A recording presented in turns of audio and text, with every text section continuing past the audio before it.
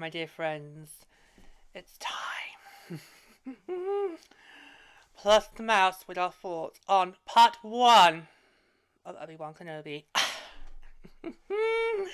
I am so excited to get started with this. Obi-Wan is my favourite Star Wars character, and I will hold my hands up now and say it. That I actually really do love the prequels. I know. Oh, Shakara! And I want me to also, basically, throughout the whole of the week, first episode, 2 episodes premiered, I spent the entire week rewatching all 3 prequels, sort of in advance, ready, sort of, for the start of the series, just sort of refresh my memory. So it's a bit of my surprise how we start our first episode with basically like a quick little 5-minute recap of some of the best bits that happened across all 3 films. Kind of a bit conflicted about that. I mean, it was nice to have that in there, you know, for a lot of people as like a refresher, or if you're not really too familiar with the prequels, it's not a way to get you caught up with what you need to know. But it is but at the same time thinking, well, that's just maybe what I've done all week, sort of bit null and void. It's like, what is it? Oh. Originally, I was only going to rewatch episode 3, because I thought that's what you can't. If you're going to rewatch any prequels beforehand, that's what you kind of need to rewatch, because obviously these events take place 10 years after that one. But I thought, oh god, why not? Let's do all 3. I mean, I love the prequels. Let's do all 3. Spoil how much is that now? I don't miss it. Because I'm not sure many other others are going to do it. It's a bit like the Jedi. It's like, I'm not going to probably not going to say, I'm a Jedi, come get me! In this, because we're all supposed to stay hidden as Jedi, but there you go. I'm going to hold my hands and admit to it.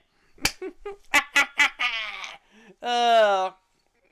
And I do love Obi-Wan Kenobi. He's one of my favourite Star Wars characters, so I'm just so excited for this. Okay, so just straight into it.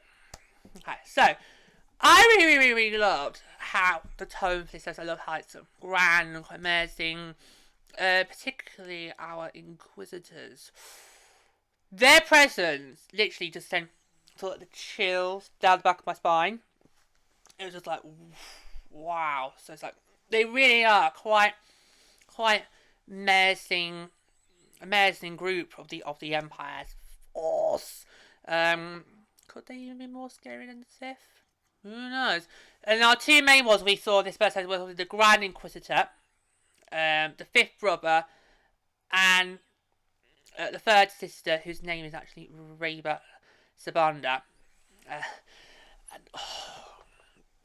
Was it in that what is it? Was it Salom? Did the Grand Inquisitor refer to us as Salom? They were just so amazing. It was like they just came and walked into this all, but or took over. Like it was like they owned the place. Just sort of spawned in. And their presence was so amazing, you know.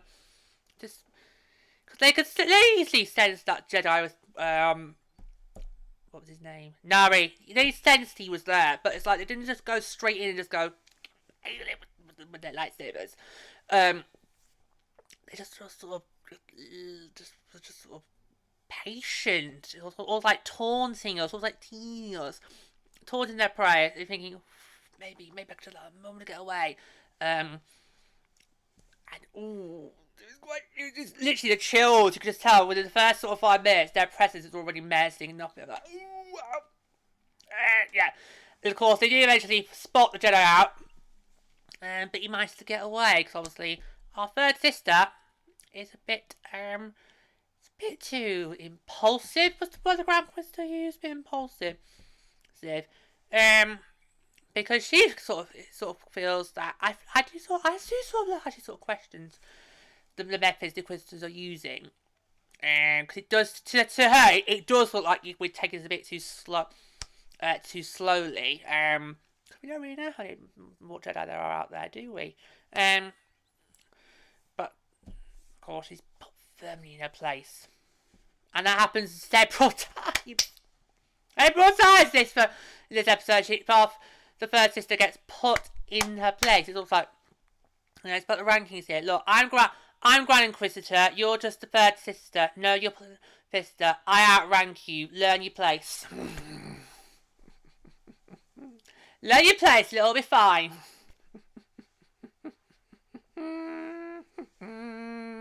Oh dear. But I love how amazing these Inquisitors they are proved to be already. The Rich Year just give me the chills down my spine, which is something the Sith have not been able to do, really. Probably because they're just about the same as the Jedi, but different, because obviously they're the dark side and the Jedi, so it's all like the equal and opposite at the same time. So I'm not really too threatened by it, but these Inquisitors, I would not like to be in a room with them. They're quite amazing. So hopefully that's what we can see kept up across these 6 episodes to come. And eventually we do get to re-meet our old friend Obi-Wan. Why we really love this particular first episode alone is how they made it very, very clear that Obi-Wan is still reeling from the events of Revenge of the Sith. I think that's very, very, very, very clear, because obviously this is set 10 years after the events of Revenge of the Sith, so after Order 66 was enacted, which of course was the order that basically wipes out all the Jedi. So I think it was very, very important when we first meet Obi-Wan again. You actually see him broken, and it's almost like you see the scars that are sort of the mental scars there that he had from the events of the prequels, and I think that's very, very key here, and it's very, very important to establish how is that he's completely entered solitude and basically he's just stuck to it. even got himself an alias, Ben. Although doesn't that sort of rhyme with Ken? Ben, Ken, Kenobi. Put the two together. Not too sure. But anyway, he's picked it. We'll roll with it. Okay, we'll let you roll with it. Obi-Wan, as long as you're still alive, that's fine. Got to say, so yeah, so it's Ben.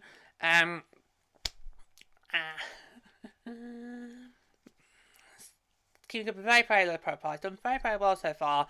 In his solitude to keep a low profile. So. And even later on, in the midst of the night, when Nari, that Jedi that the Inquisitors are aware of, they know on Tatooine. Hope I pronounced it right. It's been a while since I've had some Star Wars in my life. So I hope I've got pronunciation right. So yeah, so Nari, that's the Jedi that they're aware of. He ends up in the middle of the night finding Kenobi. And you see how Kenobi's just quite cold towards him. Doesn't want anything to do with him. You know, even tries the whole, yeah, you got me confused with the wrong person. Why did he just not just try the Jedi mind trick? Or does that not work on another Jedi? No, that what's this? That would just gone the whole Jedi mind trick. I'm not the person you're looking for. Well, just done that. But does it work on other Jedi? I don't know. But if that was me, I'd be like, nope. I would just do the trick and see if it works. I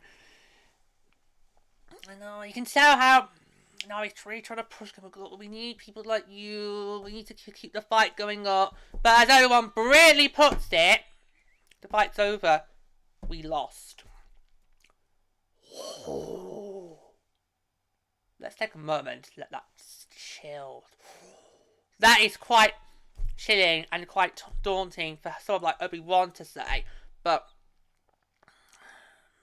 he's literally now just taken to solitude, and now he's basically do whatever it takes to get by and survive and not be caught. Because we all know the Empire is relentless, and if they catch you, well, it's lightsaber to the chest.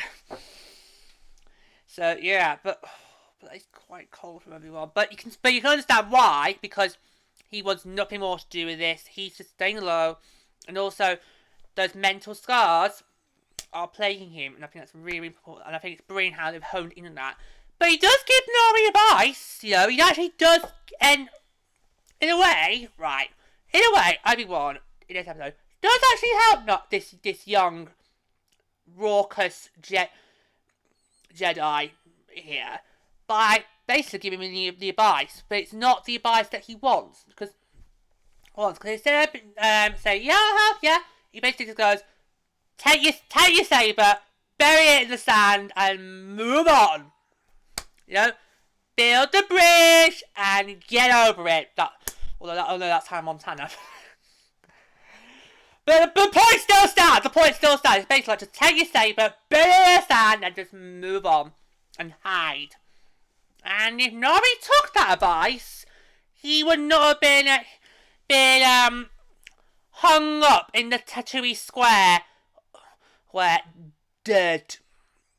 Yeah, because that ends up happening. Because that's that you don't then see him again until that moment. I'm wondering, are they gonna get him? Are they gonna get him? Are they gonna get him? Are they gonna get him or not?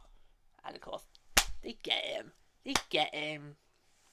So oh yeah, so Nori should listen to Obi-Wan. Stay hidden. He would have not ended up hung on the town's courts. Would have been hung up on the town square for all to see. That's quite haunting and disturbing. But at the same time, it is a very helpful reminder that the Empire is not to be messed with. It has built up that reputation that it's famous for. If you cross them, then, as I said earlier, lightsabers to the chest is what you get.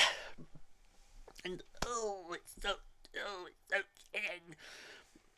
But yeah, so what I really love is how when we see Obi-Wan again for the first time in this 6th episode alone, seeing how his mentality has been affected by all the events that happened in Revenge of the Sith. I think that's very, very, very, very key there. They hone into it for the entire episode. It's not just that one little bit without counting Nori, but the whole episode, which is very important, especially for later on when Layla, a young Layla, she's about 10 years old. This has been set. So she's 10. She's 10. Which we find out in the next episode, but I'll just mention that anyway. She's 10, Layla, and it's basically a typical 10-year-old, completely constantly curious about what's going on in the world, and doesn't listen to a single thing her parents, or in this case adopted parents, say.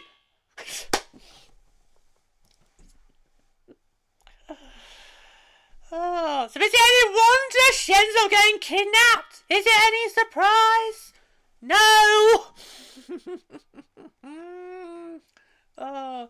And can I just say, I love the way she took down her irritating cousin there. I mean, all she was doing was to say thank you to a droid. It was a nice... It did sort of remind me of C-3PO, even though it's not C-3PO. It did sort of remind me that might not be... maybe I shouldn't have. It sort of did. It's its eye, but I know it's not. But there you go, she's the same. You know, it's just like... No, it doesn't hurt to be nice to people. So well done there! I mean, that poor droid has been made to serve this conference, wherever it was. Give it a kindness back for its good service, for her good service, because it was a she, wasn't it? It was a she droid. Give her some kindness. So well done on Leia for Teddy with her unks of a cousin. It's clearly small-minded. Yeah. So if I was in Leia's mother's position, I would not have been scolding her. I'd be praising her. Like, well done, girl. Well done. Well, that may draw attention to yourself, but well done. Yeah, well done. Because, you know, what's the old saying? Manners cost nothing. I know we're not in the Milky Way galaxy. This is set. I know it's not set in the Milky Way galaxy, but it actually applies to all galaxies. Manners cost nothing.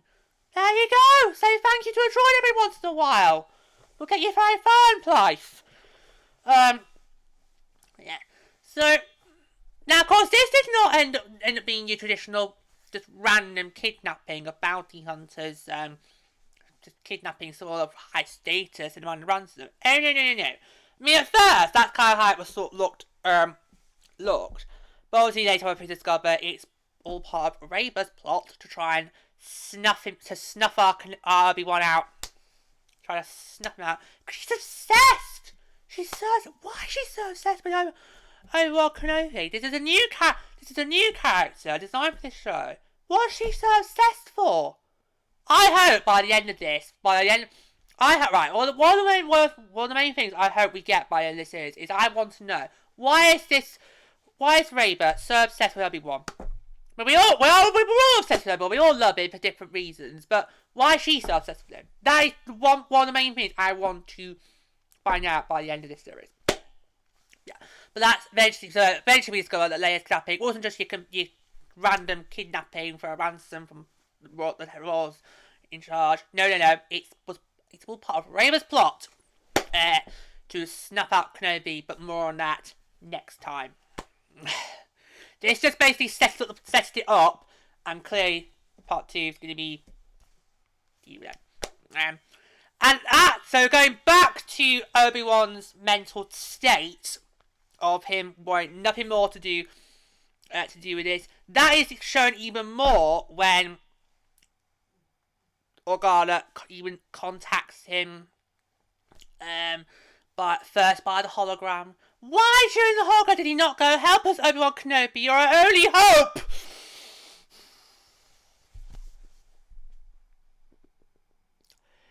Missed opportunity there! Because the prequels kept doing a lot of references to the original trilogy. That could have been a good reference there!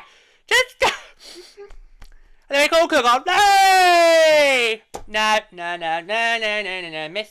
Missed opportunity, right there. What a missed opportunity. Oh well. And everyone, when he's talking to him on the hologram, it's trying to make it very clear to them, look, I'm not the person you think I was anymore. It's been 10 years. I mean, look at me. Look at what the past 10 years have done to me. No. But of course, it's all about trying to hone in on the importance of how his mentality and all the scars, the emotional scars of the events of the past 10 years have had an effect on him. Which is very, very, very, very important that we drill in, and I loved how we've done that for the whole episode. Now, of course, as I mentioned earlier, how with Rhaega, earlier when they tried to catch Nari, she got her Paulson's got the bet for that compromised that first attempt. Well, Paulson sort of gets the best of her again, because later on the Inquisitors come back, menacing again, and then this time it's just basically, well, forget trying to be all calm and collective. We're going to go in just guns blazing. And she even has a go at Owen. And just when you think she's nearly going to save him, put lightsaber for his chest. Even he's sort of like ready for it, because this, like, he looks like he's ready for it, but nope. Fifth brother intercepts, takes my third sister over to an alleyway to a little bit of a scolding, and basically go, yeah, the Grand Inquisitor was right about you. You are definitely impulsive, and even he can tell. He's still looking after Kenobi, but he's gone. We spent 10 years looking for it. It's nowhere, and then but for sister brutally cries back. Well, maybe you've not been looking in the right places. Yeah, like literally in the shadows. It's brilliant, isn't it? The whole episode, they know one guy's on Tatooine, how they got no idea there's a second one right under their noses.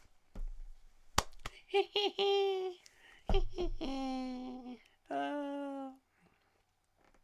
Yeah.